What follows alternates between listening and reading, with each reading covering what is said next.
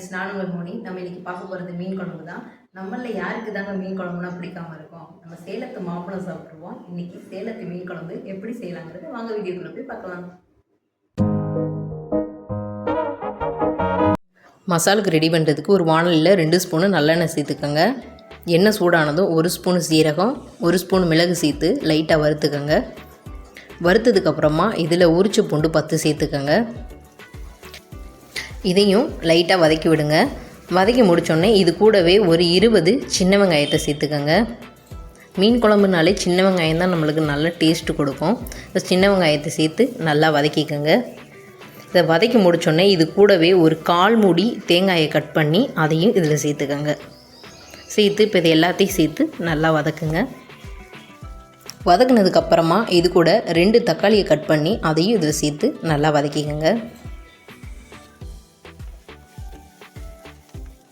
இப்போ இது எல்லாத்தையுமே நல்லா வதக்கி தேவையான அளவுக்கு உப்பு சேர்த்துக்கோங்க. உப்பு சேர்த்து வதக்கிட்டு இது ஆறவும் இதை மிக்ஸி ஜாரில் நம்ம சேர்த்துடலாம். இப்போது எல்லாத்தையும் மிக்ஸி ஜாரில் சேர்த்தாச்சு. இது கூடவே 2 ஸ்பூன் மிளகாய்த்தூள், 1 ஸ்பூன் மல்லித்தூள் சேர்த்து நல்லா அரைச்சி எடுத்துகிட்டு வந்துடலாம். இப்போ பாருங்கள், அரைச்சி எடுத்தாச்சு. இந்த அளவுக்கு இருக்கணும் நம்ம அரைச்சி வச்சுருக்க மசாலு. இதை அப்படியே ஓரமாக வச்சிடலாம்.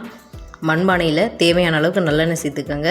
எண்ணெய் சூடானதும் 1 ஸ்பூனு கடுகு, 1/2 ஸ்பூனு சீரகம், 1/4 ஸ்பூனு வெந்தயம் சேர்த்துக்கோங்க.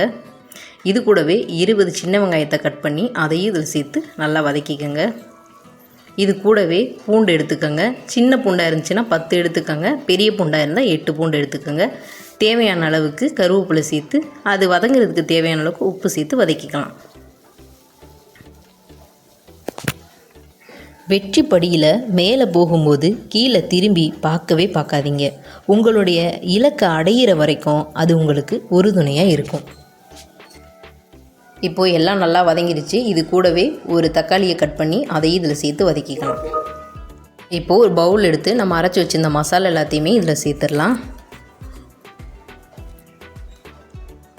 சேர்த்து கொஞ்சமாக மிக்ஸி ஜாரில் தண்ணி சேர்த்து அதையும் கலந்து இதில் ஊற்றிடுங்க.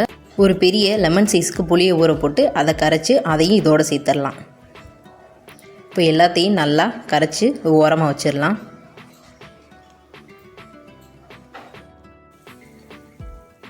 இப்போ நமக்கு தக்காளி நல்லா வதங்கிருச்சு. இந்த ஸ்டேஜில் நம்ம கரைச்சி வச்சுருந்த மசாலா எல்லாத்தையும் இதில் சேர்த்துடலாம்.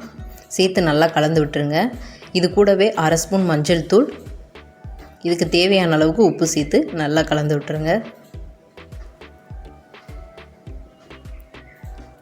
இப்போது நல்லா கொதி வரட்டும். அது வரைக்கும் நம்ம வெயிட் பண்ணலாம். இப்போ கொதி வந்துருச்சு.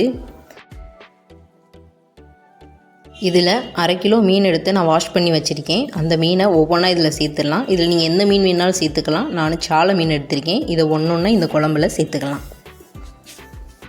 ஒரு விஷயத்தை செய்கிறதுக்கு முன்னாடியே முடியாதுன்னு முடிவு பண்ணாதீங்க. வெற்றியோ தோல்வியோ அப்புறமா பார்த்துக்கலாம்னு செய்ய முயற்சி செய்யுங்க.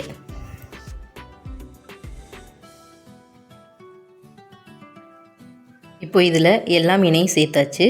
லைட்டாக முன்னும் பின்னுமா லைட்டாக கிளறி விடுங்க.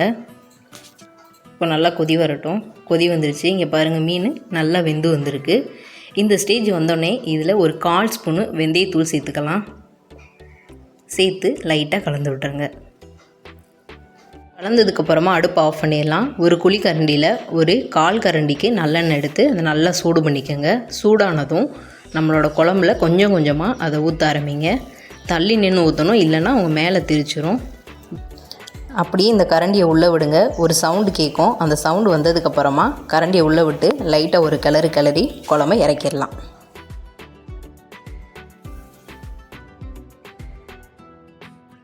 சூப்பராக ரெடி ஆயிடுச்சுங்க. இங்கே பாருங்களேன், பார்க்கும்போதே நம்மளுக்கு சாப்பிடணும்னு தோணுது. இப்போ நம்ம அதை பாத்திரத்துக்கு மாற்றிடலாம். ரொம்பவே சூப்பரான சுவையான சேலத்து மீன் குழம்பு ரெடி ஆயிடுச்சு. நீங்களும் கண்டிப்பாக உங்கள் வீட்டில் இதை ட்ரை பண்ணி பாருங்கள்.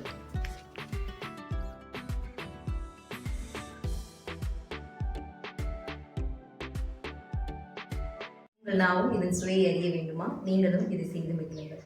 நாங்கள் போகிற வீடியோஸ்லாம் உங்களுக்கு பிடிச்சிருந்துச்சு அப்படின்னா லைக் பண்ணுங்கள், மறக்காமல் சப்ஸ்கிரைப் பண்ணுங்கள். அப்படியே கீழே இருக்க பெல் ஐக்கானை ப்ரெஸ் பண்ணுங்கள். அப்போ தான் நாங்கள் போகிற வீடியோஸ்லாம் உங்களுக்கு நோட்டிஃபிகேஷனில் வரும். தேங்க்யூ.